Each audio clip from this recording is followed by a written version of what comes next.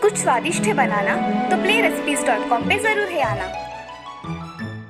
बेचारी बहू। एक सुंदरपुर नाम के शहर में शीला नाम की औरत रहा करती थी।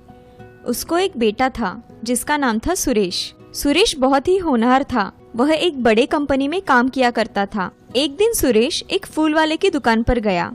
उसे ऑफिस कार्यक्रम के लिए बुके लेना था, इसीलिए वह बुके लेने के लिए एक दुकान के सामने खड़ा रहा। वहाँ उसने एक बुके देख रखा था। तभी उसने सामने देखा तो एक लड़की उससे पूछ रही थी, साहब आपको ये वाला पसंद आया है तो पैक कर दूं? हाँ, ये वाला पैक करके दो। कितने रुपए हुए आपके? साहब 300 रुपए हुए। ये लो तुम्हारे पैसे। वैसे तुम्हारा नाम क्या है? मेरा नाम रेशमा है। मैं यहाँ फूल बेचकर अपना गुजारा करती हूँ। ऐसा कहकर सुरेश वहाँ से बुके लेकर ऑफिस के लिए निकल गया। मगर उसके दिमाग में रेशमा के बारे में विचार आने लगे। वह सोच रहा था कि ये सब क्या हो रहा है। एक दिन रेशमा की दुकान पर सुरेश ऐसे ही फूल लेने गया। तब उसे रेशमा दिखती है। वह एक फूल खरीदता है और रेशमा को देता है। तभी सुरेश रेशमा से, रेशमा, मैं तुम्हें बहुत पसंद करता हूँ। क्या तुम मुझसे शादी करोगी? साहब मैं आपके लायक नहीं हूँ। मैं कहाँ गरीब और आप अमीर, ऐसे कैसे हो सकता है? मैं इन सब बातों को नहीं मानता, इसलिए मैं तुमसे शादी करना चाहता हूँ। क्या आपके घर वाले मुझे बहू के रूप में स्वीकार करेंगे? मेरी माँ इस शादी को नहीं मानेगी, मगर मैं शादी करके घर चला जाऊंगा तो वो हमें स्वीकार कर लेगी। सच में ऐसा होगा?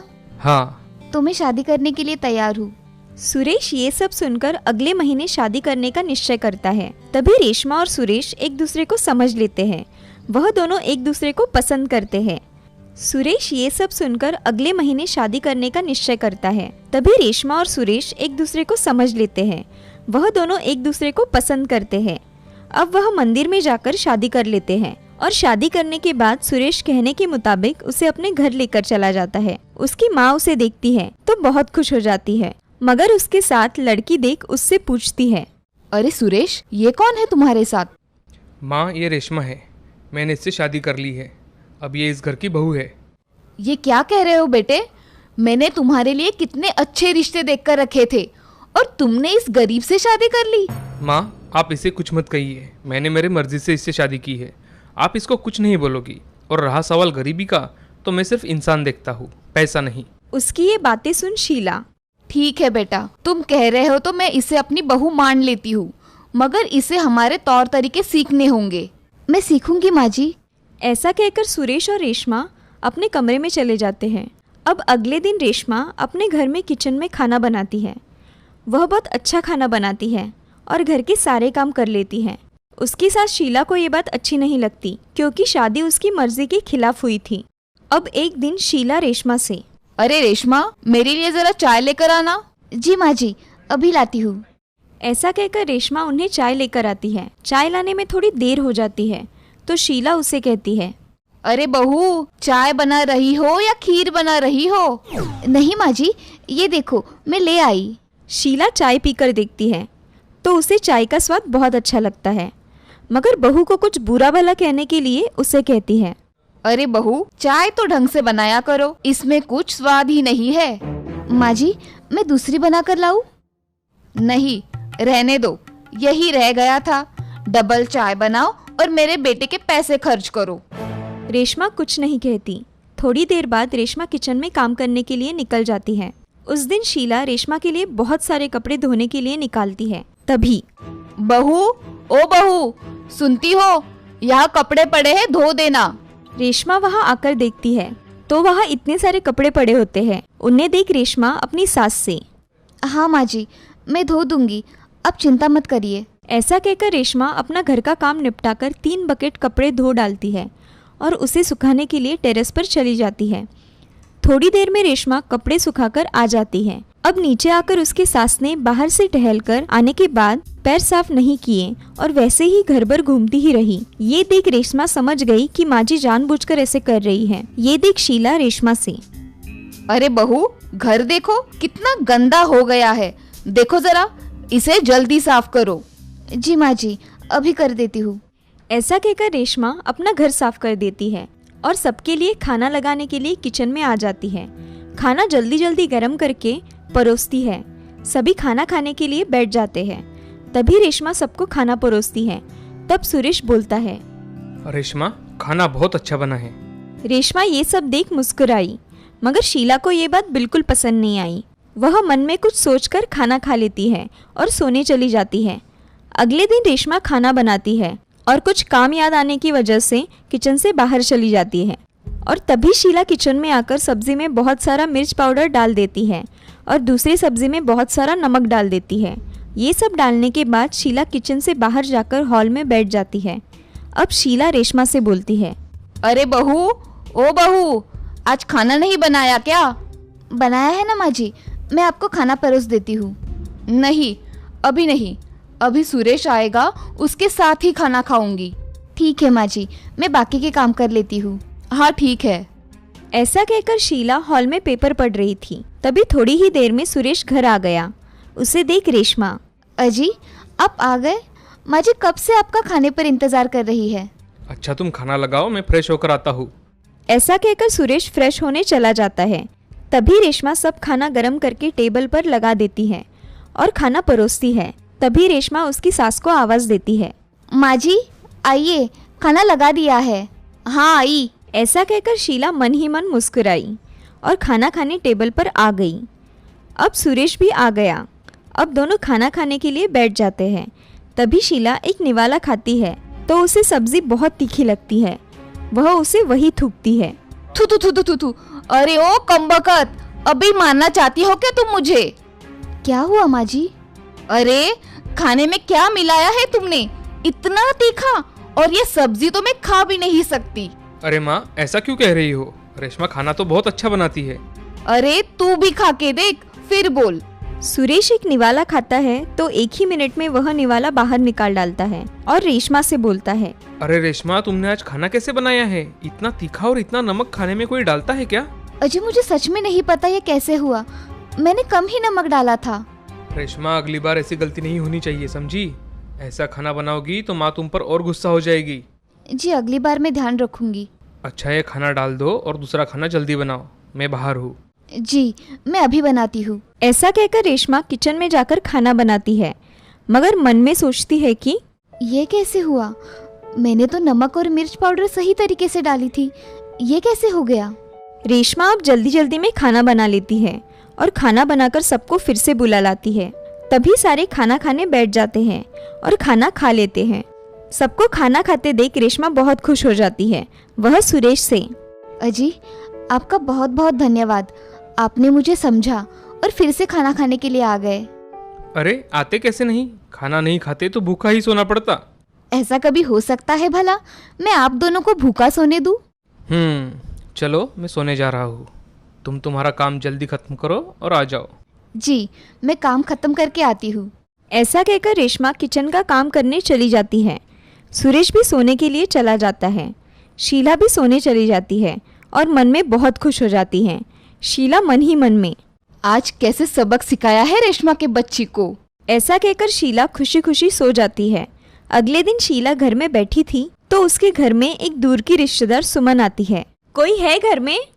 अरे सुमन आओ ना, कैसे आना हुआ? अरे तुम्हारे ही काम से आई हूँ। ये देखो लड़की, तुम्हारे बेटे के लिए बहुत पैसे वाली है और ढेर सारा दहेज भी मिलेगा। अरे उसका अब क्या फायदा? क्या हुआ, तुम ऐसे क्यों बात कर रही हो? अरे मेरे बेटे ने छुपके से शादी कर ली, अब मैं कुछ नहीं कर सकती। अरे शीला देखो, अगर तुमने तुम्हारी बहू को इस घर से निकाल दिया तो तुम लाखों रुपए की मालकिन बन सकती हो और तुम्हारे बेटे का भविष्य उज्जवल हो जाएगा। हाँ तुम सही कह रही हो, मैं कुछ करती हूँ। मैं अभी चलती हूँ। जी। ऐसा कहकर सुमन वहाँ से चली जाती है और शीला दिन भर उस बारे में सोचती रहती है। तभी रेशमा कपड़े सुखाने के लिए टेरेस पर चली जाती है तो शीला के दिमाग में एक विचार आता है और शीला खुद से, इस रेशमा के बच्ची को अगर मैं छत से धक्का दे दूं तो किसी को खबर भी नहीं होगी और मुझ पर नाम भी नहीं आएगा। ऐसा सोचकर शीला छत पर चली जाती है और देखती है कि रेशमा कपड़े सुखा रही है। तभी शीला उसे धक्का देने ही वाली थी कि रेशमा कपड़े डालने के लिए दूसरे बाजू चली जाती है।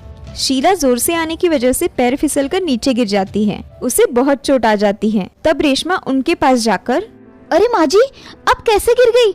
उठिए, मुझे हाथ दीजिए। शीला दर्द से बहुत तड़प रही थी। वैसे ही उसने रेशमा को हाथ दिया। पड़ोसियों की मदद से रेशमा ने उसकी सास को अस्पताल लेकर आई और उनका अच्छी तरह से इलाज करवाया। उनके हाथ पैर टूट गए थे, सभी जगह प्लास्टर बंधा हुआ था। तभी शीला मन में सोचती है, मेरी बहू कितनी अच्छी है, मेरे इतने सताने के बाद भी देखो मेरी कितनी सेवा कर रही है। मैं गलत थी, मैंने अपनी बहू को पहचानने में गलती कर दी। तभी शीला सुरेश से, सुरेश, मेरी बहू हीरा है हीरा, आज वो नहीं होती तो मेरा क्या होता। माँ जी आप ऐसा मत कहिए। माँ तुम अब आराम करो, बातें बाद में होती रहेगी।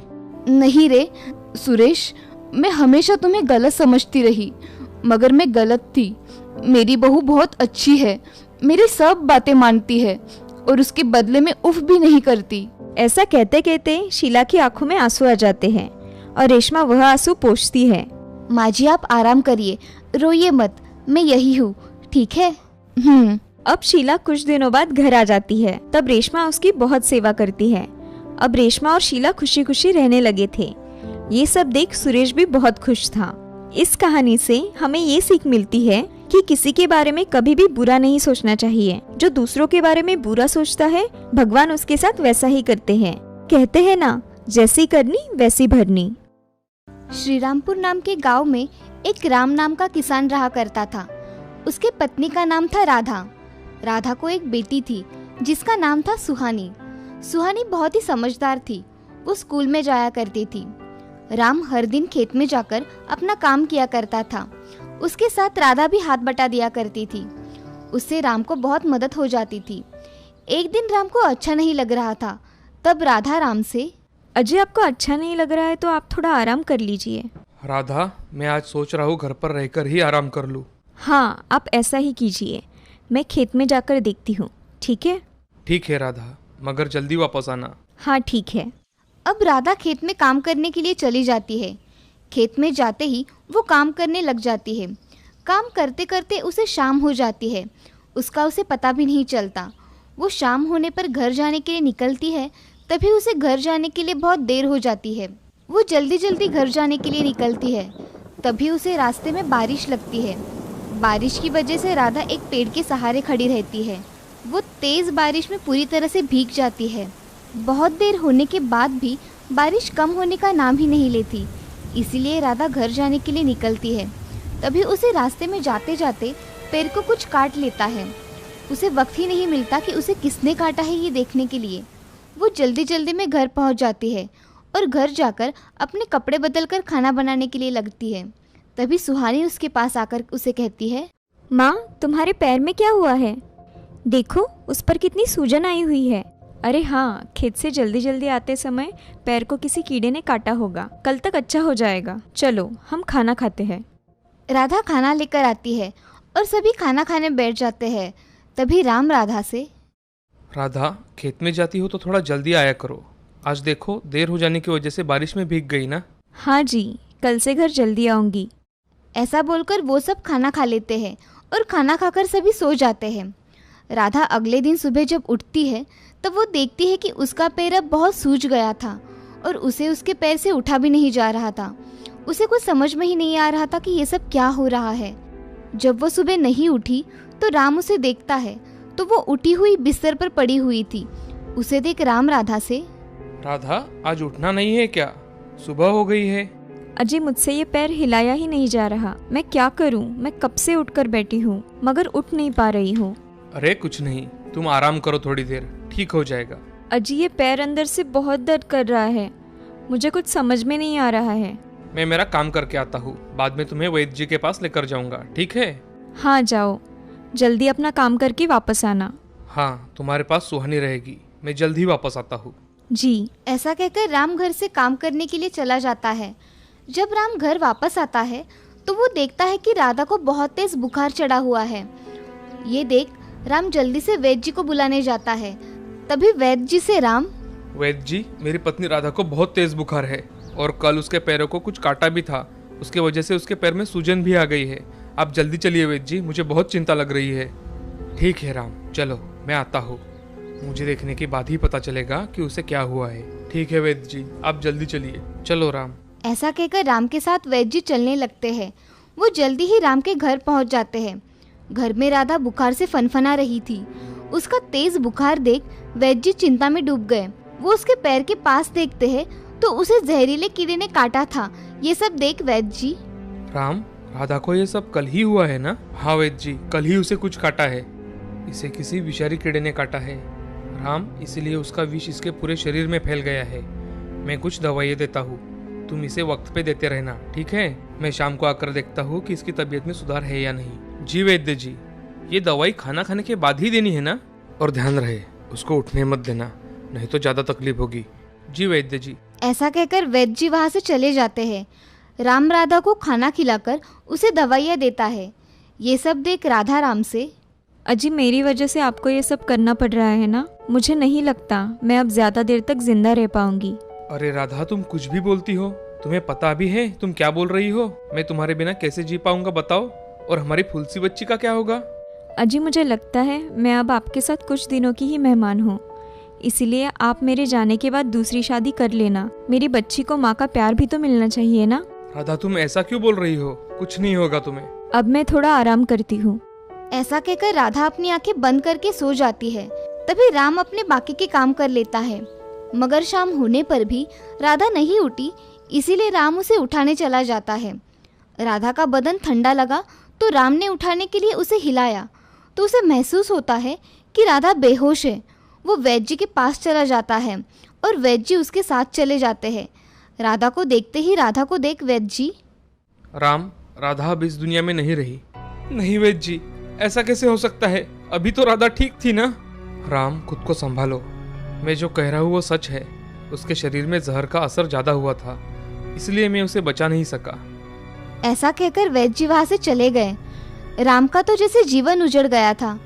वो राधा के अंतिम संस्कार करके घर पर अपने बच्ची के साथ वक्त बिताता था। राम अब उदास रहने लगा था, मगर अपने बेटी की खातिर दूसरी शादी करने के लिए मान जाता है। थोड़े दिनों बाद राम सुजाता से शादी कर लेता है। सुजाता से राम, सुजाता, तुम्हें सुहानी को अच्छी तरह से संभालना है, जैसे मेरी पहली पत्नी राधा संभाला करती थी। जी आप उसकी चिंता मत कीजिए, मैं सुहानी का अपनी बेटी की तरह ही ख्याल रखूंगी। ऐसा कहकर सुजाता सो जाती है। सुहानी की आंखों में आंसू आ जाते हैं। वो सूखी रोटी खा लेती है और वही सो जाती है। शाम को राम घर पर आता है तो वो सुहानी के पास चला जाता है। सुहानी का चेहरा उसे उतरा हुआ दिखाई देता है। वो सुहानी को उठाकर पूछता है, सुहानी बेटी, यहाँ ऐसे क्यों सोई हुई हो? क्या हुआ है तुम्हें? सब ठीक है ना? हाँ पिताजी, मैं ठीक हूँ, मुझे कुछ नहीं हुआ। आज तुम्हारा चेहरा क्यों उतरा हुआ है? मुझे बताओ जरा। पिताजी, मेरी पहली माँ कितनी अच्छी थी। मुझे खाना अच्छा नहीं लगा तो मुझे दूसरा बनाकर देती थी, मगर ये माँ ऐसा नहीं करती। ऐसा कहकर वो उठने लगती है। तभी राम सुहानी से, क्यों बेटा, तुम्हें ये माँ अच्छी नहीं लगती? अच्छी लगती है पिताजी, मगर वह मुझसे अच्छा बर्ताव नहीं करती। मेरी पहली माँ देर हो गई तो डांटती थी। ये माँ बोलती है कि अगर तुम घर पर जल्दी नहीं आई तो तुम्हें खाना नहीं दूंगी, और वो ऐसा ही करती है। वो बिल्कुल अच्छी नहीं है। मुझे घर के सारे काम करने पड़ते हैं। क्या तुम्हें घर के सारे काम करने पड़ते हैं? हाँ पिताजी, मगर माँ को मत बताना कि मैंने आपको ये बात बताई है, नहीं तो माँ मुझे सजा देगी। ठीक है सुहानी, मैं चलता हूँ, तुम जाओ खेलो जरा। हाँ पिताजी। ऐसा कहकर राम वहाँ से चला जाता है। राम जाकर सुजाता के कमरे में चला जाता है। सुजाता कमरे में आराम कर रही थी। तभी राम सुजाता से, सुजाता, मैंने तुमसे कहा था ना कि सुहानी को कुछ तकलीफ नहीं होनी चाहिए, फिर भी तुम उससे बुरा बर्ताव कर रही हो। जी आपको किसने बताया कि मैं उसके साथ बुरा बर्ताव करती हूँ? मुझे किसी ने कुछ बताने की जरूरत नहीं है, दिखता है मुझे, समझी? उसके साथ अच्छा व्यवहार किया करो। जी मैं उससे अच्छा बर्ताव करती हूँ, आपको गलतफहमी हो गई है। मुझे कोई गलतफहमी नहीं हुई है, तुम्हें हुई है, समझी? आज से तुम उसके साथ अच्छा बर्ताव करोगी, समझी? ठीक है। ऐसा कहकर सुजाता चुप हो जाती है और मन में ठान लेती है कि मैंने अगर तुम्हें मजा ना चखाया तो मेरा नाम भी सुजाता नहीं, समझी? ऐसा कहकर वो काम करने में लग जाती है। वो सुहानी से बहुत सारे काम करवाया करती थी। अब की बार अगर उससे कोई गलती हो जाती थी तो उसकी उसे सजा मिला करती थी। एक दिन सुजाता किचन में काम कर रही थी, तभी उसके हाथ से तेल की कढ़ाई गिर जाती है। सुजाता सुहानी की ओर देखती है तो सुहानी के पैर पर तेल पड़ा था। वो रो रही थी। उसके पैर पर बहुत बड़े छाले पड़े थे। तभी सुजाता सुहानी से, अरे इतना रोने की क्या बात है, थोड़ा ही तो तेल गिरा है, ज्यादा नाटक मत करो। माँ बहुत जल रहा है, आग हो रही है पैर में। जाओ जाकर पानी डालो उस पर, समझी। सुहानी लंगड़ाते हुए वहां से चली जाती है, मगर इधर सुजाता खुश थी। उसकी वजह से सुहानी को दर्द हुआ था। अब सुहानी पैर को लेकर रोती है और एक जगह बैठकर सो जाती है। तभी शाम के समय उसके पिताजी आते हैं। वो देखते हैं कि सुहानी के पैर में तो छाले पड़े हुए हैं। वो सुहानी को उठाते हैं और, अरे सुहानी बेटा, ये तुम्हारे पैर को क्या हुआ है? कुछ नहीं पिताजी, मुझसे गलती से हो गया, माँ की इसमें कोई गलती नहीं है। राम मन ही मन सोचता है, ये सब सुजाता नहीं किया होगा, तभी तो सुहानी डर के मारे कुछ नहीं बता रही मुझे। कुछ करना पड़ेगा, ऐसा ही चलता रहा तो सुहानी के जान पर भी बीत सकती है। कुछ सोच सुजाता को बाहर बुलाता है। तभी सुहानी चौंक कर राम की ओर देखती है। तभी राम, सुजाता जल्दी बाहर आओ। जी आपने बुलाया, क्या हुआ है? इसके पैर को क्या हुआ है? तुम घर में होते हुए तुम्हें कुछ पता नहीं? सुजाता अब बहुत डर जाती है और मन में सोचती है, इस सुहानी ने कुछ बताया तो नहीं होगा, नहीं तो आज मेरी कुछ खैर नहीं है, मुझे आज सच बोलना ही पड़ेगा। अजी, मेरे हाथ से गरम तेल की कढ़ाई गिर गई थी और सुहानी तभी वहाँ ही थी, उसके पैर पर जाके गिरी। इसमें मैंने कुछ जानबूझकर नहीं किया, गलती से हो गया। सच कह रही हो? अगर ये झूठ निकला ना तो तुम्हें मैं हमेशा के लिए तुम्हारे मायके भेज दूंगा, समझी? सुजाता ये सब सुन बहुत डर जाती है और उसे महसूस होता है कि वो कितनी गलत थी। और सुजाता कहती है, मैं अंधी हो गई थी, मैंने अपनी ही बेटी को ठेस पहुंचाई, मैं अब से ऐसा कुछ नहीं करूंगी, मेरा यकीन करो। ये आखिरी मौका है तुम्हारा सुजाता, अगली बार अगर ऐसा कुछ हुआ ना तो मैं तुम्हें माफ नहीं करूंगा, और मेरी बेटी की खुशी ही मेरे लिए सब कुछ है। मेरे बुरे बर्ताव के लिए मुझे माफ कर दीजिए। सुहानी अब उसके पास आकर बोलती है कि, माँ तुम माफी मत मांगो, तुम तो मेरी माँ हो ना, मेरी अच्छी माँ। ये सब सुन सुजाता की आंखें भर आती है। वो सुहानी को गले लगा लेती है। अब राम भी ये सब देख बहुत खुश हो जाता है। अब वो तीनों खुशी खुशी एक साथ रहने लगते हैं। इस कहानी से हमें ये सीख मिलती है कि जिंदगी में हमेशा अच्छे कर्म करते रहना चाहिए, कभी भी बुरे कर्म नहीं करने चाहिए, किसी के साथ भी बुरा बर्ताव नहीं करना चाहिए।